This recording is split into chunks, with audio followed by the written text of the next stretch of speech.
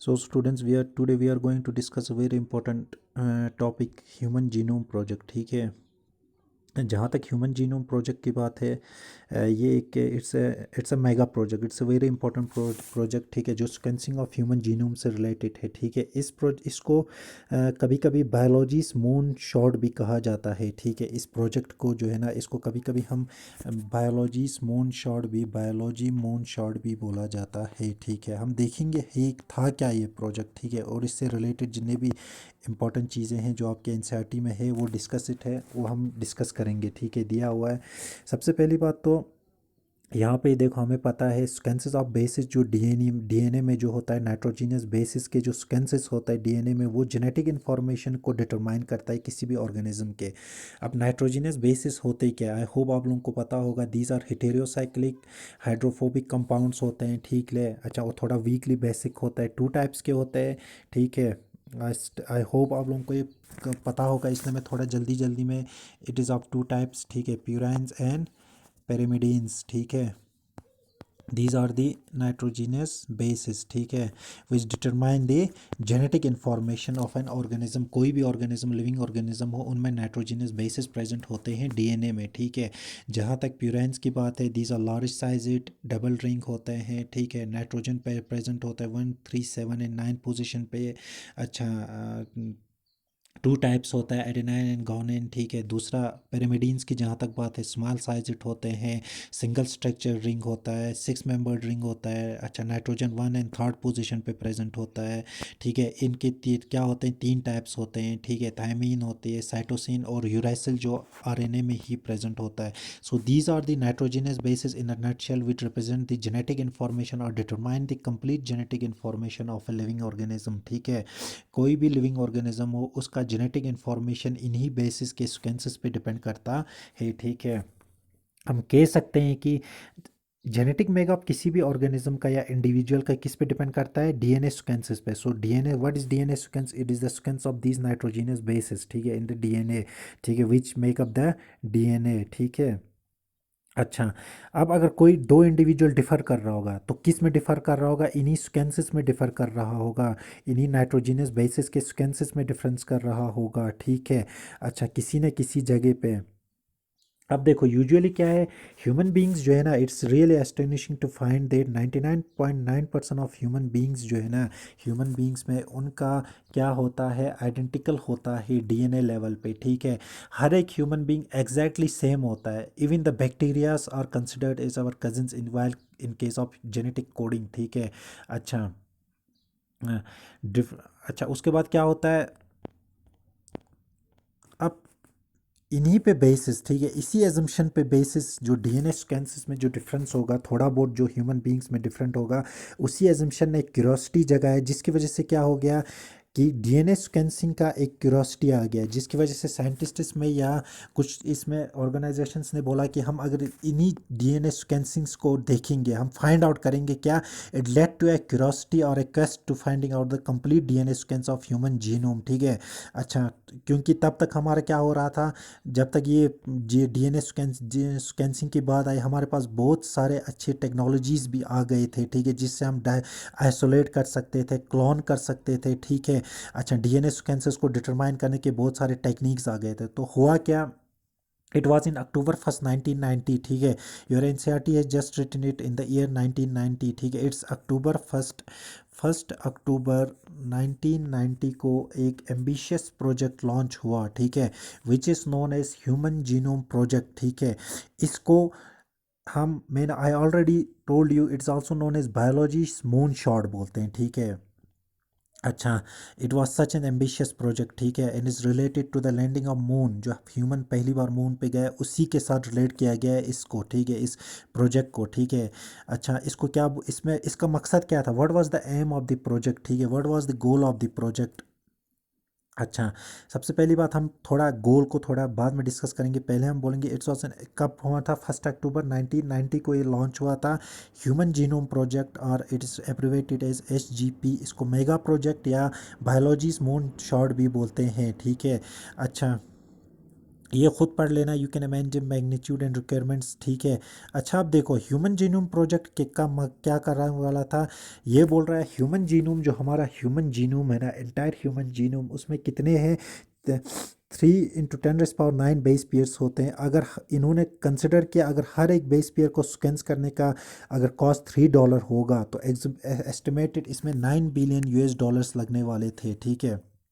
अच्छा, फर्दर इनका मकसद क्या था, if the obtained scans were to be stored in types of books, अगर हम कंसिडर करेंगे कि हम जो स्कैन्स है, ठीक है, उसको अगर हम क्या करेंगे बुक्स के फॉर्म में शेप में स्टोर करेंगे तो ये क्या बनने वाला था, it contain each page of the book contain 1000 letters, कितने, and each book contain 1000 pages, तो कितने बुक बनने वाले थे, 3300 सच बुक्स जो है रिक्वायर होने थे एंटायर डीएनए सीक्वेंसेस को स्टोर करने के लिए, ठीक है।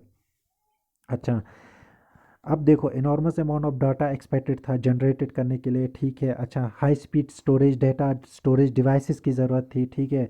अच्छा अब इसकी वजह से ह्यूमन जीनोम प्रोजेक्ट की वजह से बायो इन्फॉर्मेटिक्स बोल के एक नया ब्रांच इवॉल्व हो गया, ठीक है, या डेवलप हो गया बायोलॉजी में, क्योंकि जो हमारा जीनोम प्रोजेक्ट था ना उसकी वजह से क्या होने वाला था, हमारे पास एक लार्ज इंफॉर्मेशन लार्ज डाटा जो है ना वो गैदर होने वाला था, जिसको स्टोर करने के लिए एक न्यू ब्रांच, जिसको रीड करने के लिए, स्टोर करने के लिए, एनालिसिस करने के लिए, ठीक है, एक नया ब्रांच ऑफ बायोलॉजी जो है वो क्या हो गया, डेवलप हो गया, जिसे हमने बायो इन्फॉर्मेटिक्स नाम दिया। It is related to bio means biology and information related to information, ठीक है। अच्छा गोल्स क्या था, आप this very important, human genome project का गोल क्या था, द इम्पोर्टेंट गोल वाज जो हमारे 20 to 25,000 जीन्स ह्यूमन डीएनए में इनको आइडेंटिफाई करना, ठीक है। अच्छा इनको इन जीन्स का स्कैंसिंग करना जिसमें 3 बिलियन केमिकल बेस पेयर्स थे जो ह्यूमन डीएनए को क्या कर रहा था, बना रहा था, ठीक है। एंड इट टोटल कितना 20 to 25,000 जीन्स सबको, इनको इंफॉर्मेशन को डेटाबेस में स्टोर करना।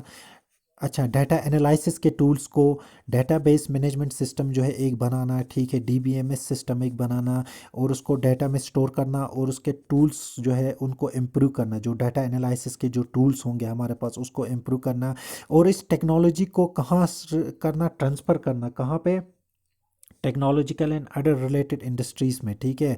अच्छा किसमें, दूसरे सेक्टर्स में इसको ट्रांसफ़र करना ताकि ये हमारे जैसे हम ह्यूमन जीनोम प्रोजेक्ट से जो हमारे जीन सिक्वेंसिंग आए, मेडिकल साइंस के जो इंडस्ट्रीज़ काम कर रहे हैं उनमें, ठीक है, या बाकी जितने भी इंडस्ट्रीज है, ताकि क्या हो सके इसके से हम बेनिफिट्स ले सकें, ठीक है। इससे हमें पता चले कि ये जेनेटिक डिसऑर्डर्स कहाँ से, उनके रिलेटेड जो मेडिसिन है या जो उनके रिलेटेड जो चीज़ें होंगे, ठीक है, वो सारे हम क्या कर सके इसी से, क्या कर सके इसी ह्यूमन जीनोम प्रोजेक्ट से जो रिजल्ट्स आ रहे थे, जो डेटाबेस बन रहा था उसके थ्रू हम क्या कर सके, इन सारे को रीड कर सके, उनके लिए हम क्या कर सके प्रिवेंटिव और क्यूरेटिव मेजर्स डेवलप कर सकें, ठीक है।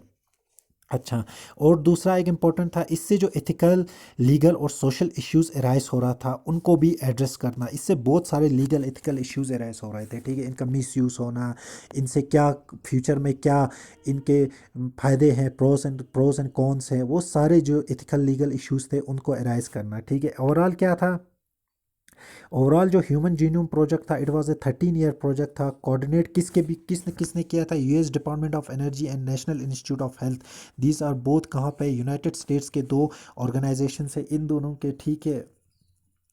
और इसमें वेलकम ट्रस्ट एक यूके था, वो एक मेजर पार्टनर था उस, और इसमें कौन कौन से कंट्रीज थे involve, Japan, France, Germany, China and other countries जो है वो इन्वॉल्व कर रहे थे अपना नॉलेजेस या बाकी जो इसमें थोड़ा बहुत जो कंट्रीब्यू इकोनॉमिकल, ठीक है, मॉनेटरी कंट्रीब्यूशंस या बाकी जितने भी चीज़ें हैं वो कंट्रीब्यूट कर रहे थे।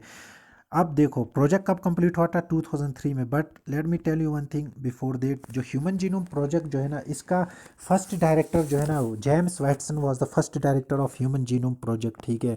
कौन था इसका पहला डायरेक्टर, जेम्स वैटसन, ठीक है। He was the first director of human genome project, ठीक है।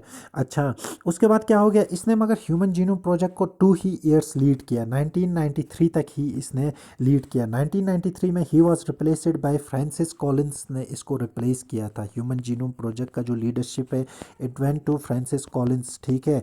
अच्छा उसके बाद आप याद रखना ह्यूमन जीनोम प्रोजेक्ट के साथ दो इंपॉर्टेंट नाम से, एक तो फ्रांसिस कॉलिंस जिसने जेम्स वैटसन को रिप्लेस किया था, दूसरा इसका दूसरा है जो Francis Collins was the director of human genome project, ठीक है। दूसरा है जे क्रेग वेंटर, ठीक है। जे क्रेग वेंटर जो है he was the founding president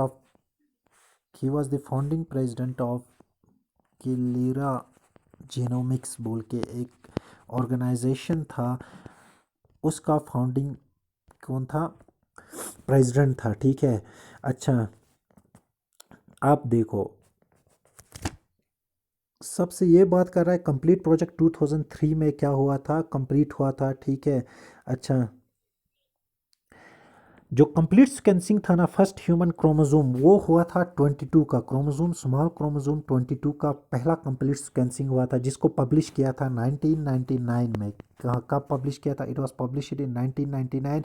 22nd chromosome का सबसे पहला सीक्वेंसिंग हुआ था। अब उसके बाद कंप्लीट सीक्वेंस सेकंड पे था क्रोमोसोम 21 का, ठीक है, जो मई 2000 में हुआ था, ठीक है। और अगर बात की जाए फर्स्ट ड्राफ्ट सीक्वेंस, याद रखना ड्राफ्ट सीक्वेंस हुआ था अपीयर फरवरी 15 2001 में, किस में, जर्नल नेचर में, और दूसरा हुआ था फरवरी 16 में साइंस इशू में, ठीक है, साइंस में, जनरल साइंस में, ठीक है। अच्छा, और इसका कंप्लीट जो प्रोजेक्ट हुआ था कब कंप्लीट हुआ था, इट वाज कंप्लीटेड इन 2003, ठीक है।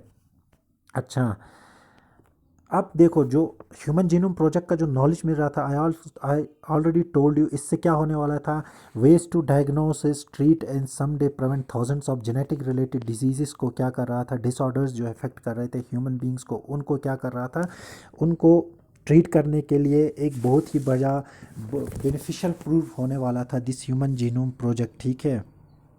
अच्छा, उसके बाद ह्यूमन जीनोम प्रोजेक्ट जो है ना, जैसे बाकी जैसे उसके बाद after this human genome project we try to scan other non human models जिनमें हमारे बैक्टीरिया था, ठीक है। अच्छा, हाँ, उसके बाद क्या था, उसके बाद हमारा क्या बोलते हैं इसको, elegans, it is a nematode non pathogenic Drosophila, is very important genetics में, ठीक है। अच्छा, फ्रूट फ्लाई बोलते हैं जिसको, प्लांट जिसमें हमारा राइस था, इनका भी हमने स्कैंसिंग किया है after the human genome project के बाद। और किसका, और हमारा माइस का, ठीक है, माइस का ऐसा माना जाता है कि जो माइस जीनोम है वो सेम है ह्यूमन के, ठीक है। अच्छा, ऐसा माना जाता है कि 9/10 ऑफ ह्यूमन जीन्स जो है ना वो आइडेंटिकल है किससे, माइस से, ठीक है। अच्छा, उसके बाद और एक चीज़ याद रखना, ह्यूमंस में more than twice as many genes होता है जितना ड्रोसोफिला में होगा, ठीक है। This are certain important facts, ठीक है। तो ये था हमारा क्या था, ह्यूमन जीनोम प्रोजेक्ट, ठीक है। अच्छा, यहाँ तक हमारा, अब इसके जो मेथोडोलॉजीज जो है कैसे स्कैंसिंग किया वो हम नेक्स्ट लेक्चर में पढ़ेंगे, ठीक है। आई होप आप लोगों को समझ आ गया होगा, इट वाज अ थ्योरेटिकल, इसमें कुछ कंसेप्चुअल था नहीं, इट वाज थ्योरेटिकल, ठीक है। Okay, thank you.